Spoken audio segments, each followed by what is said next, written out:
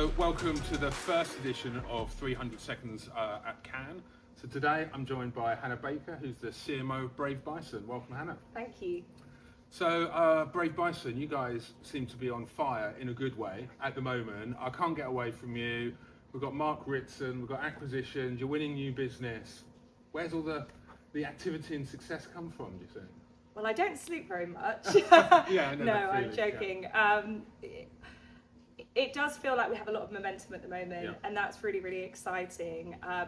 I think, to coin a slightly cheesy phrase, that momentum has sort of come from us really investing over time in a sort of solid acquisition strategy. So understanding who we want to be and what we want to go after and kind of doubling down on that, but also just being really noisy about it.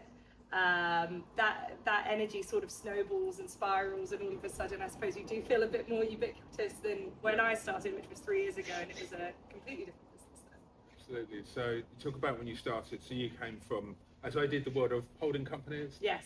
What's the big difference between the big ships and something that feels is a lot more nimble and fast moving? Well, you don't have 8 different people signing things off before you can get anything done. Yeah. No, I think that firstly, both businesses have a huge amount of ambition, but I think that ambition is a lot easier to realise when you don't have sort of organisational bloat or lots of different silos kind of holding you back. It's been really rewarding in a way to kind of chart the journey of the business over the time that I've been here. I mean, I've come from a team of 3 to a team of 13.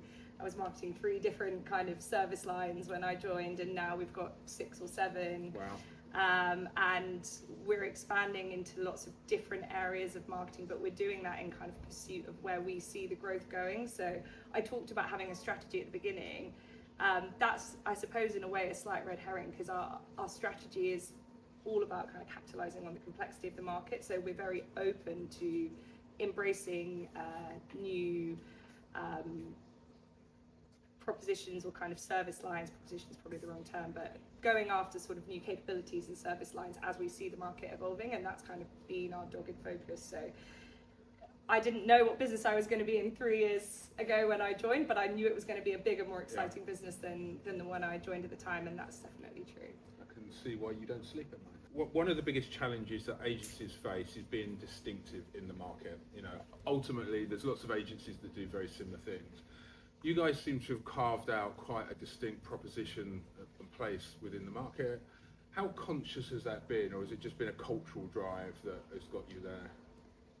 It's interesting because I think I even said this to my CSO the other day. I would actually argue that it's near impossible to be distinct in a world where there's like 20,000 agencies in the UK alone. So what we don't focus on is distinctiveness necessarily. Our whole approach is about, and this sounds really obvious, I suppose, when you put it this way, but is about being kind of audience first and building a proposition that works for the audience that we're serving, and that's lots of different audiences on lots of different levels. We have this kind of unifying mission or mindset, which is all about being the partner that can help clients capitalize on complexity, and that flexes whether we're showing up in our market research business, which we recently acquired, or whether Mark Ritson's team are helping clients kind of understand what best practice marketing capability looks like in their own organization, or whether it's media or whether it's social. But then when we are showing up as those specialists, our kind of core enablers are being specialists in what we do. So we have to really flex how we show up when we're talking to social media leads, for example, as social chain, or when we're talking about performance media. We're very happy to show up completely differently to, you know, another part of the business. And then I would say kind of the final layer is probably what I'd call like our sort of enablers, and they are the same across the whole organization, but that's the sort of value that being part of Brave Bison brings to those specialists, and that's the technology, the innovation, the sort of talent that we have. So it's different ingredients, but you're making lots of different cakes. It's the same ingredients, but you have different recipes depending on who you're speaking to. And have you guys consciously made growth a agency-wide priority? And is it something you have sort of mechanics, the things you put in place and that you measure to make sure that growth is going in the direction you need? Absolutely. I mean, we're a publicly listed business, so growth is incredibly important to us. And speaking back to that sort of momentum that you talked about at the start, it's really important to us that we can kind of demonstrate that momentum back to our shareholders, but also back to our clients and back to our people. They find it really exciting being part of a business that has such momentum.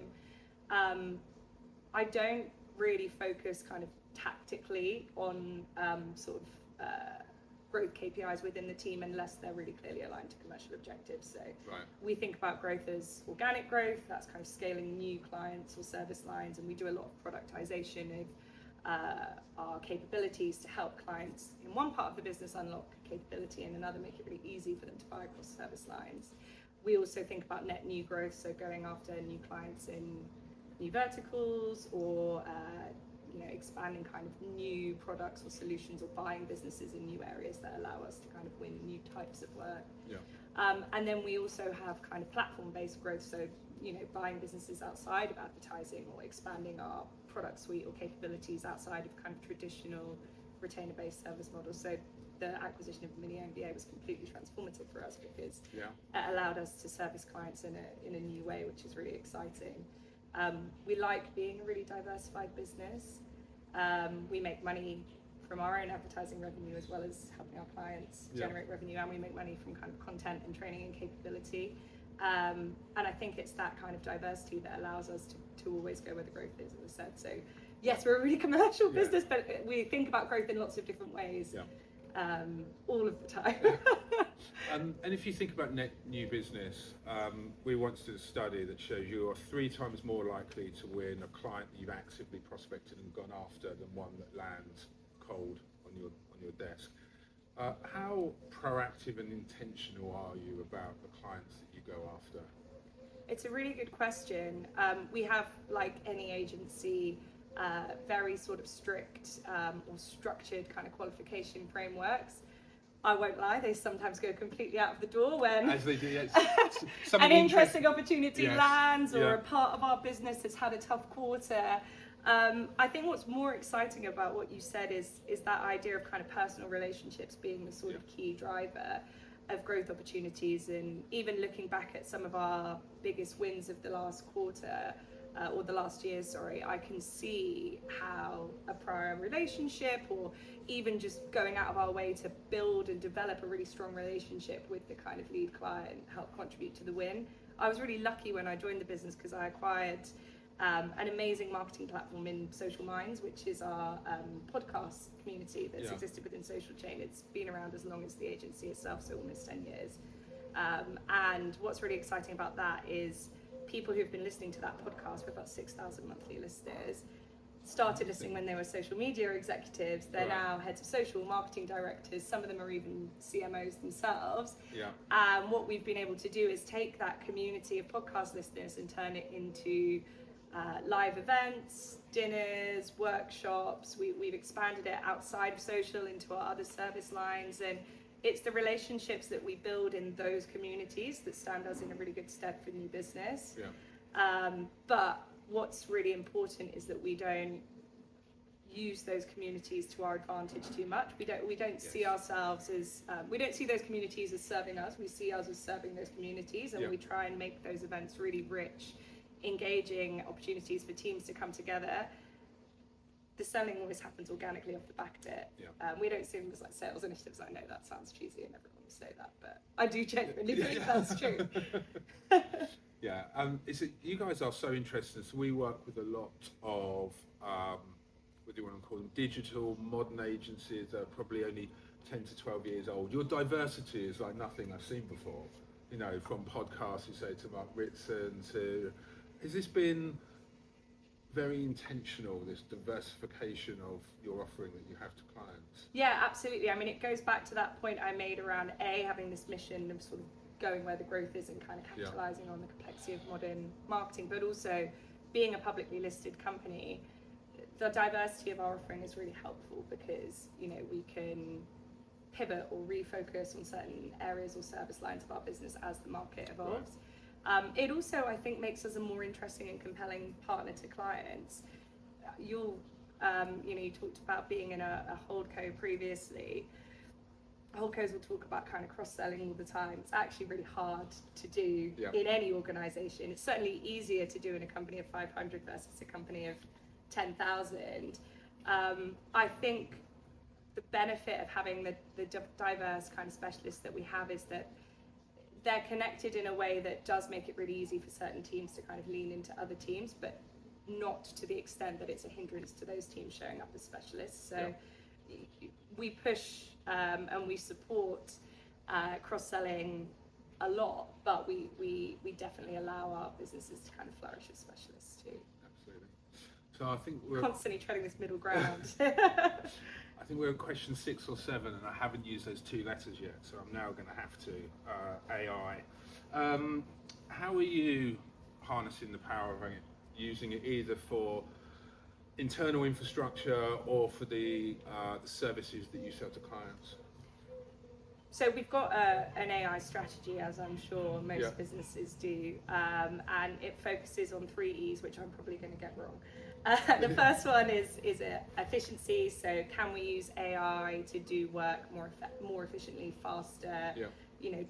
Free up time from our specialists to do kind of bigger, more important thinking for our clients. The second is effectiveness. Can we use AI to make our work better?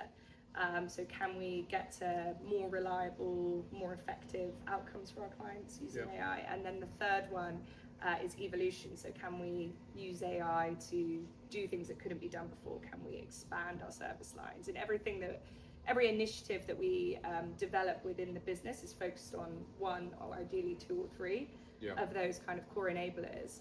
But what I really like about being in a kind of independent company like Brave Bison, and what I like about our approach to not just AI but innovation in general, is we're very happy to, and we encourage people to build with rather than to try and replicate leading tech. I think personally that's where a lot of the networks fell down.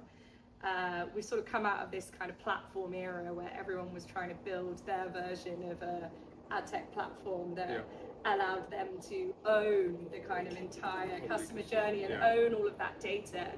And I think we saw in the kind of in the market in the last sort of 6 months, a lot of the sort of stock that we saw plummet across the major holdcos. We saw the realization of the market that actually that strategy is incredibly costly, incredibly expensive, and you're never going to be able to keep up with technology and innovation as it evolves. So we've always been keen to build with rather than kind of in antithesis to, or to try and replicate leading platforms. And a lot of the solutions that we've taken to market for clients and AI solutions that we've won awards for were built with OpenAI, with Anthropic. We partner really closely with all of the leading media platforms in the digital space, and again, it's that strategy of building with rather than against. It's been really exciting, but it's hard to bring cohesion to that. So it's all about like the mission, and the 3 lenses kind of help us tie it together. And in the world of AI, I think clients have a choice about the quality of the work that they're going to be delivered. So in the world of AI, you can pay less and get the same quality, or you can pay the same and you get a better output. Do you get a sense where you feel the market is going? Are clients using it as a lever to push costs down, or are we getting enlightened clients that are using it as the ability to deliver better? I think it's probably a combination of both, and I think clients are maturing at different rates. I thought it was very cheeky what Publicis did ahead of Cannes. I thought, do you know, with their video. I know. I have never. You kind of think, you've got to be taking the mickey out of yourselves. I don't think it's true. No, but they were the proponents of first year for free. You know, And I'm not, in all honesty, sure how many clients are thinking yet in the same way that agencies are around AI. I mean, we see just to be really kind of candid about it, we see a lot of clients pushing back where we put forward scopes with reduced hours, for example, because we know we can do something cheaper and more effective. Saying, no, I want more junior headcount. It's interesting. And I think that belies a level of kind of naivety in a way around just how advanced, certainly in the media space, sort of platform technology has become. One of the things I will say about AI that I think clients need to be thinking about, and that we really encourage clients to think about. And one of the things that I think we bring that's different versus other agencies to kind of this world that is evolving so quickly, is thinking around kind of common language. So the benefits of having the kind of mini MBA in our ecosystem, and the benefits of sort of our approach, which is a matrix structure. So our strategy team is fully centralized within the business, Right. and we have these kind of T-shaped strategists that can work across any of our specialisms and kind of join the dots. It's one of the ways that we cross-sell. Is that if everyone is using different tools and platforms, and if everyone is kind of innovating or building new approaches, you get this really kind of incohesive approach to growth. You get growth kind of proliferating out in lots of different directions because everyone's kind of driving their own AI. I think Mark Ritson at an event we had at Christmas compared it to the fastest mode of transport that this industry's ever had. We were riding horses, and now we're in spaceships. All spaceships, of a sudden, yes. yeah. But strategy puts you all in the same direction. So I think when we speak to clients about joining the dots between different marketing channels, we also speak to them about making sure their team is speaking the right language and they understand the kind of strategic principles of marketing. That's where the mini MBA comes in.